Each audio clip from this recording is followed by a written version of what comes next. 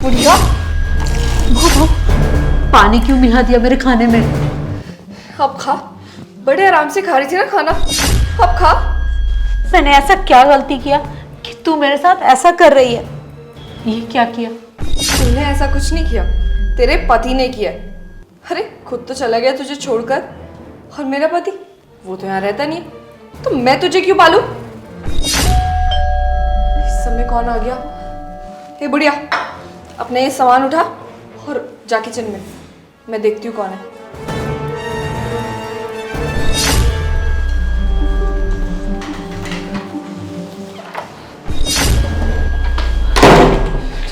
ये पुलिस कहाँ से आ गई? अरे क्या करूँ? हे बुढ़िया, जल्दी तो उठ, जल्दी खड़ी हो।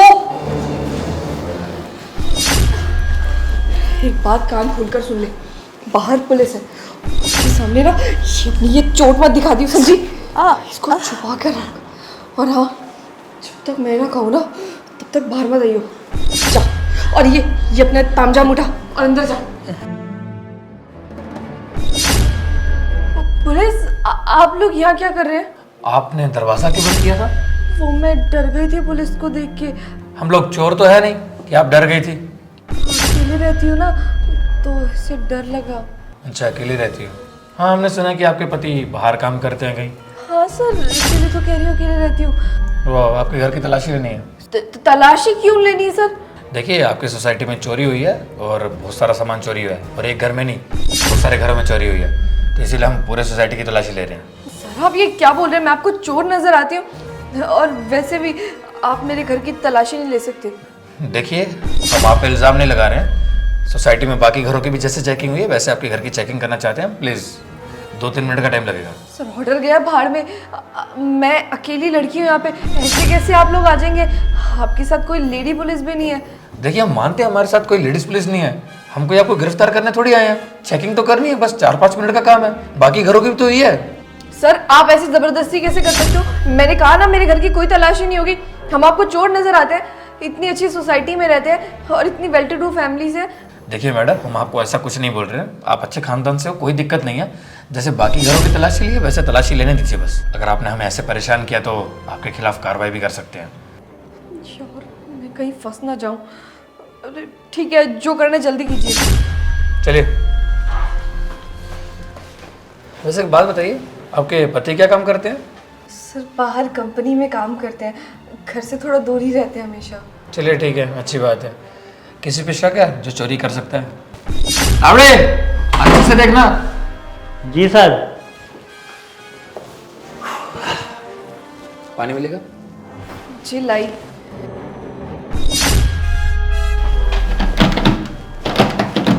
मैम ये दरवाजा नहीं खुल रहा है।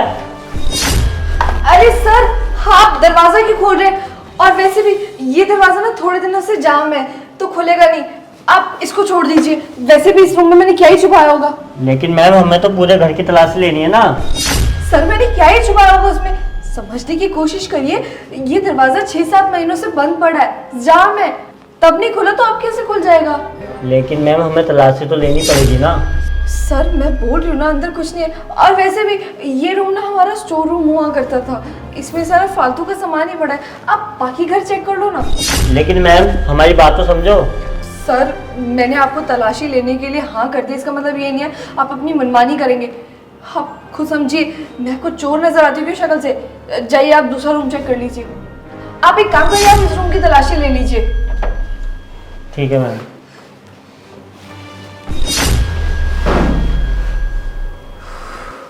बच गई आज तो। ये रूम खुल जाता ना तो प्रॉब्लम हो जाती। मैडम। जी आई सर। ये लीजिए सर पानी। धन्यवाद। बैठे, कुछ बात करनी है आपसे। जी सर बोलिए। आपके पति को कितने महीने हो गए बाहर गए हुए? सर काफ़ी टाइम हो गया। आप घर में अकेले रहती हैं? जी सर, पर आप ये सब क्यों पूछ रहे हैं? देखिए, कुछ सवाल जो आप कर रहे हैं उसका आंसर दे दो। मैं कौन सा कुछ गलत पूछ रहा हूँ? राशन का तो पूछ रहा हूँ। तो राशन कौन लेके आता है? सर हमने एक नौकर रखा है, वो लेकर आता है। नौकर रखा हुआ है? यहाँ तो आपको कोई नौकर दिख नहीं रहा है वैसे मुझे। सर वो अभी बाहर गया है सामान लेने। बाहर गया हुआ तो घर की साफ सफाई किसने की? सर मैं ही इस घर में रहती तो मैं ही करूँगी ना, सुबह से लेकर शाम तक सफाई ही करती रह जाती हूँ। क्या बात है, अच्छी बात है। ताबड़े मिला कुछ? नहीं साहब, इनके घर में तो कुछ नहीं मिला। वो कमरा आपने खोलने के लिए क्यों नहीं बोला? सर वो उस पर जंग लगा हुआ है, खुलता ही नहीं है 6-7 महीने से। जंग लगा हुआ, सही है, हम तोड़ के देखते हैं जंग एक बार। सर तोड़ना क्यों है सर? सर सर मेरी बात को समझने की कोशिश कीजिए सर। ये दरवाजा क्यों नहीं खुल रहा है? ये मैडम कह रही गेट जाम है। चलिए ठीक है। पुनीत, पुनीत इधर आइए।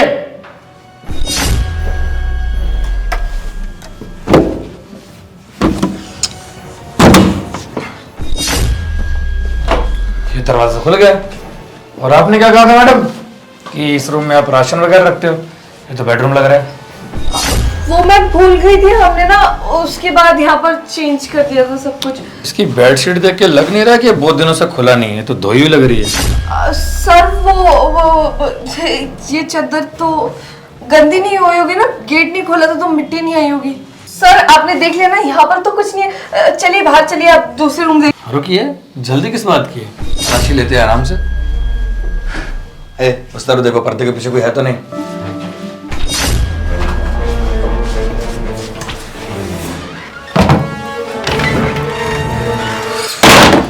इसमें तो कुछ भी नहीं है। ये बेड खुलता है? नहीं सर ये नहीं खुलता। गद्दा हटाओ। सर नहीं खुलता, मैंने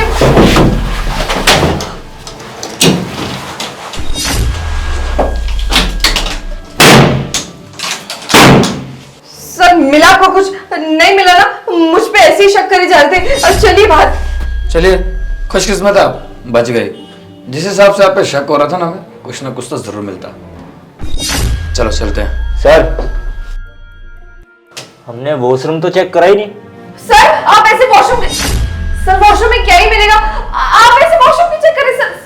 मैडम प्लीज थोड़ा सा कोऑपरेट करो। सर क्या कोऑपरेट करो सर, वहां कुछ नहीं सर।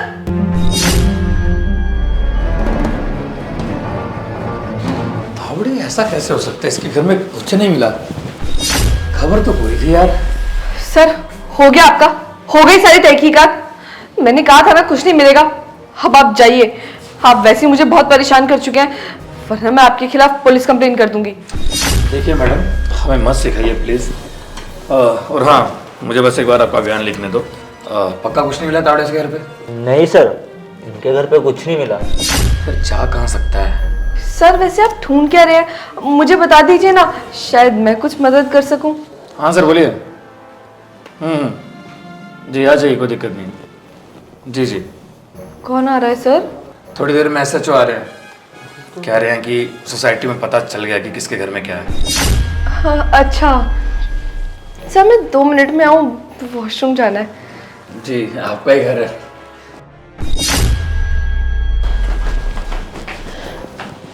बढ़िया, बहुत सही किया तूने कि तू उन लोगों के सामने बाहर नहीं आई, वरना मुझे तो डर ही लग रहा था कि आज मैं फंसी जाऊंगी।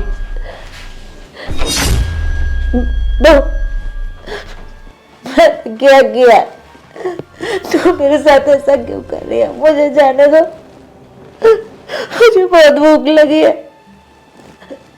मेरी तबीयत भी ठीक नहीं है, मुझे जाने दो। अभी चुप कर, तेरी आवाज अगर उन लोगों ने सुन ली ना तो फंस जाऊंगी मैं।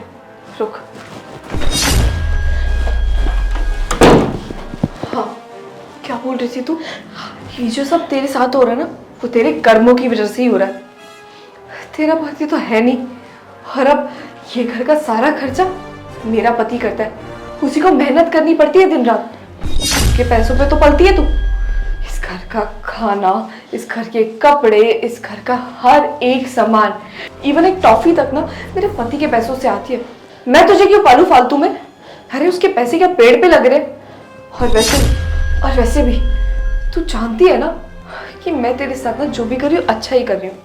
अब सोच, अगर मैं तुझे घर से बाहर निकाल देती तो इस उम्र में तू कहाँ जाती? सड़कों पे धक्के खाती ना, या भिखारी की तरह फुटपाथ पर पड़ी रहती। पर नहीं, मैंने तुझे घर से बाहर नहीं निकाला, बस इस बात का अच्छा मान ले। और वैसे भी आज मैंने तेरे खाने में पानी इसलिए मिलाया था क्योंकि तूने आज पोछा नहीं लगाया। मैंने तुझे कहा था ना मुझे घर एकदम साफ चाहिए, चमकता हुआ।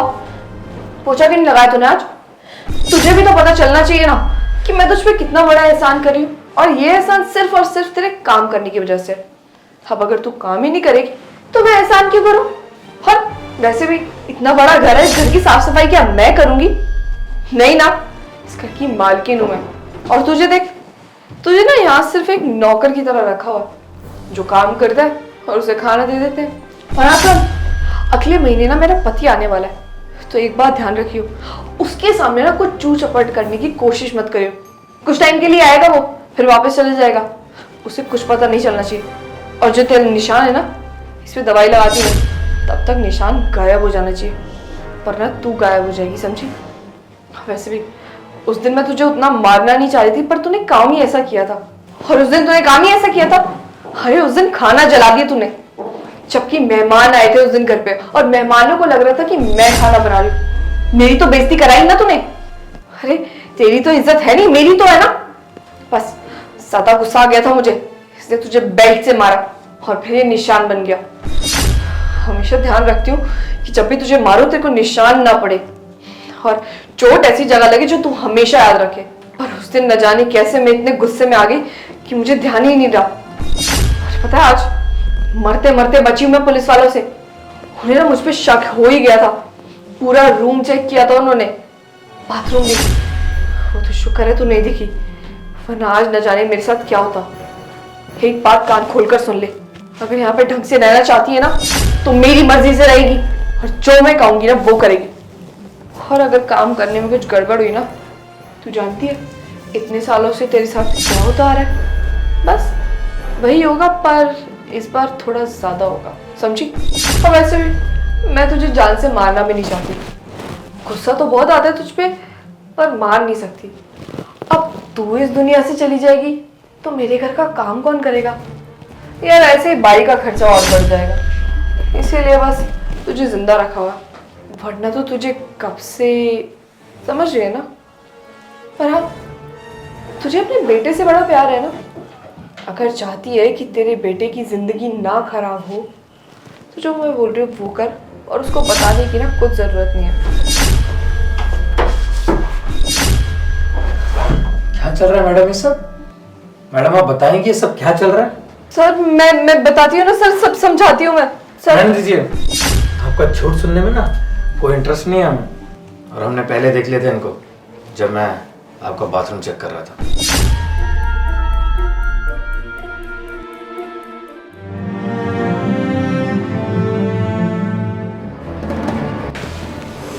इसको तो मैं नहीं छोड़ूंगा।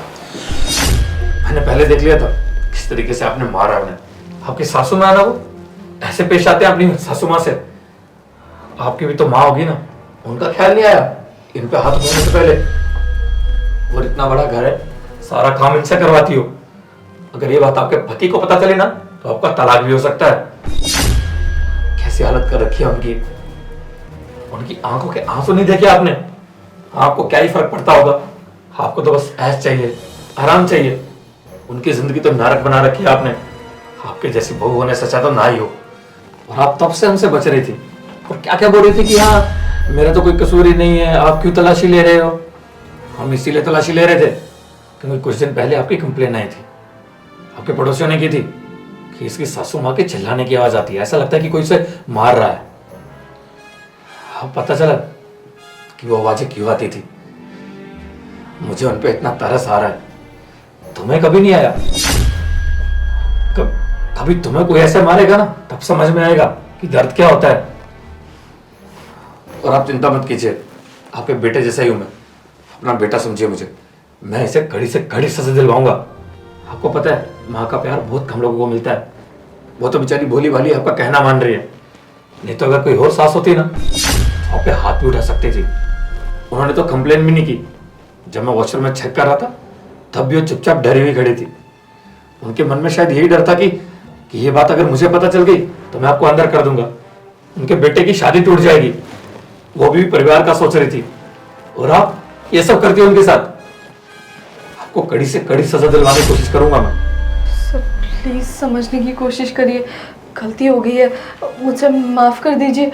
मैं ये सब नहीं करूँगी और माँ का अच्छे से ख्याल रखूँगी। एक बार एक मौका दे दीजिए प्लीज़। आपको पता है अगर बाहर पता चल गया मेरी बहुत बदनामी हो जाएगी, मेरी बहुत इज्जत है बाहर, और अगर मेरे पति को पता चला तो वो तो मुझे तलाक ही दे देंगे। प्लीज़ समझिए ना। नहीं मैडम, आपको माफ़ नहीं कर सकता मैं, क्योंकि आपने एक माँ पे हाथ उठाया है। और अगर ये बात मैं आपके पति को बताऊंगा ना, वो बताएंगे आपको आप इनके साथ रहना डिजर्व भी नहीं करती।